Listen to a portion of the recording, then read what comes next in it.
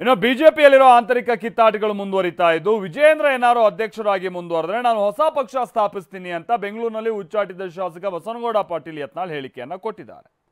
ನನ್ನನ್ನ ಉಚ್ಚಾಟನೆ ಮಾಡಿ ಹೈಕಮಾಂಡ್ ಪಶ್ಚಾತ್ತಾಪ ಪಟ್ಟಿದೆ.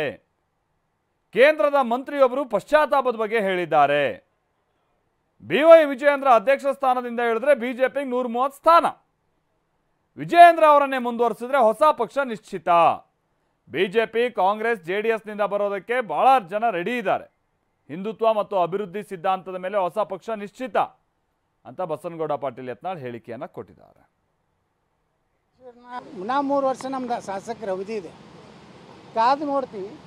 ವಿಜೇಂದ್ರನೇ ಬೇಕು ಅಂತ ಹೇಳಿ ಮತ್ತೆ ಹೆಗಲ ಮ್ಯಾಗ ಕುಡಿಸ್ಕೊಂಡ್ರೆ ಹೊಸ ರಾಜಕೀಯ ಪಕ್ಷ ಉದಯ ಆಗ್ತದೆ ಕರ್ನಾಟಕದಲ್ಲಿ. ಯಾರ್ಯಾರ ಜೊತೆ ಮಾಡ್ತೀರಾ ಹೊಸ ರಾಜಕೀಯ? ಭಾಳ ಜನ ಇದ್ದಾರೆ.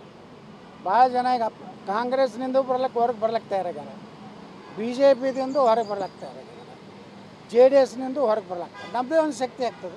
ವಿಜೇಂದ್ರ ಮುಂದುವರೆದ್ರೆ ಹೊಸ ರಾಜಕೀಯ ಪಕ್ಷ? ಹಾಂ, ನಿಶ್ಚಿತ, ಖಚಿತ, ಉಚಿತ, ನಿಶ್ಚಿತ. ಹೆಸರೇನಾದ್ರು ಪ್ಲಾನ್ ಏನಾದ್ರು ರೂಪುರೇಷೆ ಏನಾದ್ರು ಮಾಡಿದ್ದೀರಾ? ಎಲ್ಲ ಮಾಡ್ತೀವಿ ರೀ. ಯಾವ ಸಿದ್ಧಾಂತ ಯಾವ? ಹಿಂದುತ್ವ, ಅಭಿವೃದ್ಧಿ.